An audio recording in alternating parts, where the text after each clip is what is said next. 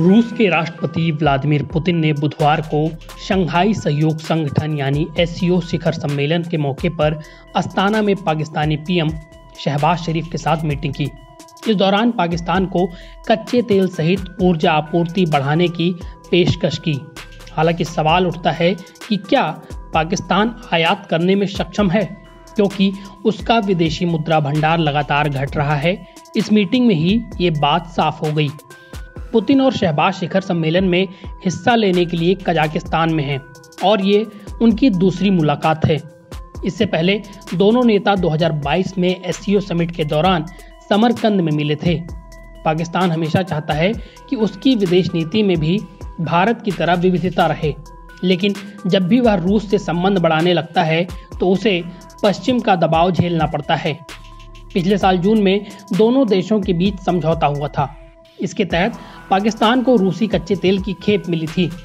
Pakistani PM ने तब अपनी जनता को झूठ कहा था कि जिस तरह भारत को डिस्काउंट रेट पर कच्चा तेल मिलता है, उसी के आधार पर अब उन्हें भी कच्चा तेल मिलेगा।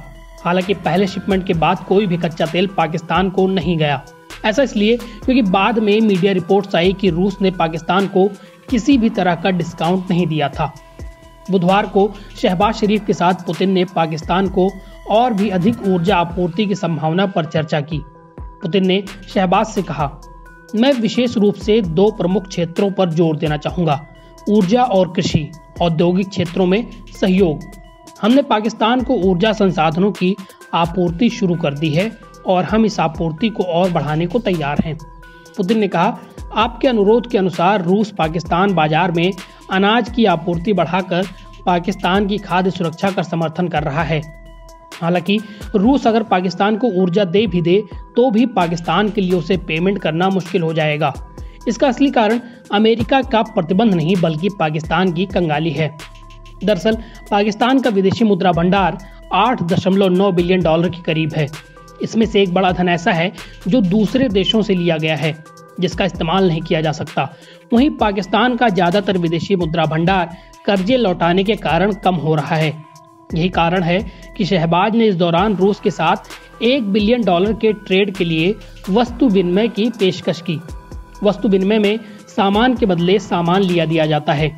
शहबाज ने कहा, साल 1950, 1960 और 1970 के दशक के दौरान हमारा वस्तु विनिमय के तहत द्विपक्षीय व्यापार था। हम सोवियत संघ से बहुत सारी मशीनरी और सामान आयात करते थे और हम आपके देश में कपड़ा और चमड़े का सामान निर्यात करते थे। ये वस्तु विनिमय के तहत होता था। उन्होंने आगे कहा, मुझे लगता है कि वित्तीय और बैंकिंग मुद्दों से निपटने के लिए आज एक बार फिर वस्तु विनिमय के तहत व्यापार का समय आ गया है। ये पाकिस्तान के लिए बहुत फायदेमंद होगा। हालांकि एक्सपर्ट्स मानते हैं कि रूस इसके लिए तैयार नहीं होने वाला। एनबीटी ऑनलाइन की रिपोर्ट।